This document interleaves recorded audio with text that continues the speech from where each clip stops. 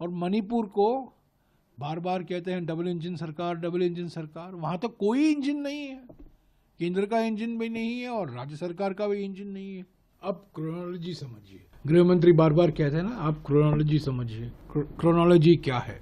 कल 10 तारीख को कांग्रेस पार्टी द्वारा एक अविश्वास प्रस्ताव लाया जा रहा था विधानसभा में, मणिपुर की विधानसभा में। कई दिनों से बात चल रही थी पर नोटिस कल का था।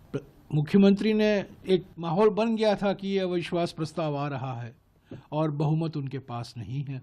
बड़ी बड़ी बातें की मुख्यमंत्री ने, पर अंत में उनको जान गए कि बहुमत उनके पास नहीं है, अविश्वास प्रस्ताव पारित होगा और उनको इस्तीफा देना पड़ेगा। तो इसलिए आज ही उन्होंने इस्तीफा दे दी है। मैं समझता हूं ये उनकी मजबूरी थी। सैकड़ों लोग मारे गए हैं मई 2023 से, 60,000 लोग बेघर विस्थापित हुए हैं, प्रॉपर्टी जलाई गई है, तनाव है समाज में। लोग आपस में जो मिलकर काम करते थे मिलजुल कर, वो वातावरण बदल गया है। एक भय का वातावरण है, शक का वातावरण है। और पिछले 20 महीने से हमारे फ्रीक्वेंट फ्लायर प्रधानमंत्री दुनिया भर का दौरा करते रहते हैं। कल फ्रांस और अमेरिका जाएंगे पर मणिपुर को नहीं गए हैं। तो ये देरी हुई है।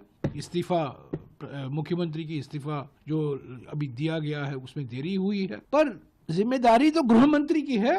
गृह मंत्री थी, ये तो एक कठपुतली थे बीरेन सिंह, असली सूत्रधार तो गृह मंत्री थे। उनको तो सारा आउटसोर्स किया था प्रधानमंत्री ने। गृह मंत्री क्यों अपनी जिम्मेदारी नहीं पहचानते हैं? इस्तीफा तो उनको देना चाहिए। और प्रधानमंत्री 20 महीने से क्यों नहीं गए हैं मणिपुर? सब देशों, दुनिया भर का भ्रमण कर रहे हैं, हर राज्य में जा रहे हैं, चुनावी प्रचार कर रहे हैं, उद्घाटन कर रहे हैं, इनॉग्रेशन कर रहे हैं, पर मणिपुर नहीं गए हैं। और अभी अभी मैंने पढ़ा 20 तारीख को, यानी कि फरवरी 20 को वो गुवाहाटी जाने वाले हैं।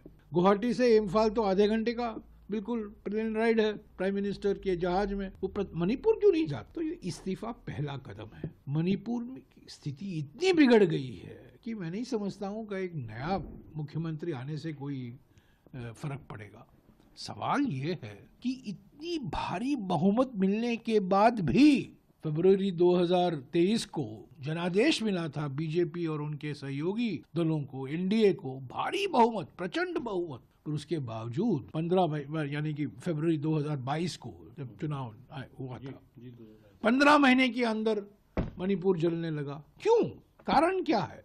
तो ये मौलिक कारण देखने की जरूरत है। प्रधानमंत्री ने अपनी जिम्मेदारी कबूल नहीं की है। गृह मंत्री बिल्कुल असफल हुए हैं, असमर्थ हुए हैं। इस्तीफा तो गृह मंत्री को देना चाहिए और प्रधानमंत्री को फौरन मणिपुर का दौरा करना। मणिपुर में जाएं, लोगों से मिले, अलग अलग राजनीतिक दलों से मिले, बातचीत करें, नागरिक संस्थाओं से बातचीत करें, एक संकेत दें कि वो चिंतित है।